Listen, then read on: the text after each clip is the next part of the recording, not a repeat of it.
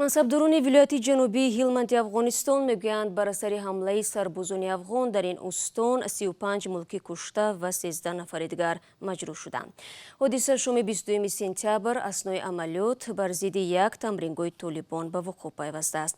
мансабдорон меафзоянд, дар ин тамрингоҳ толибон бомбгузори маргталаб омода мекарданд, вале ҳангоми амалиёт бинои дигаре ки дар он тӯй баргузор мешуд мавриди оташ қарор гирифт.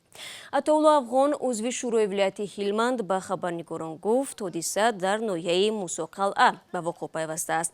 Низомиёни Амрико мегӯянд, дар натиҷаи ҳамла 22 толиби ҷангҷӯй ҳалок шуданд.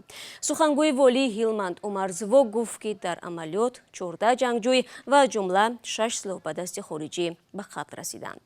ин мақомдори афғон мегӯяд, тафтиши куштори афроди мулкӣ оғоз ёфтааст.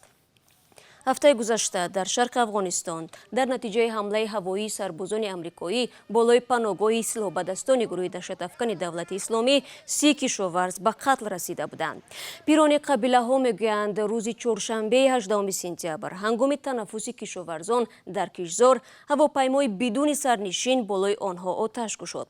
мансабдорони амрикоӣ тасдиқ карданд, ки чунин ҳамла ҷой дошт, вале дар бораи қурбониҳо тафсилот надоданд.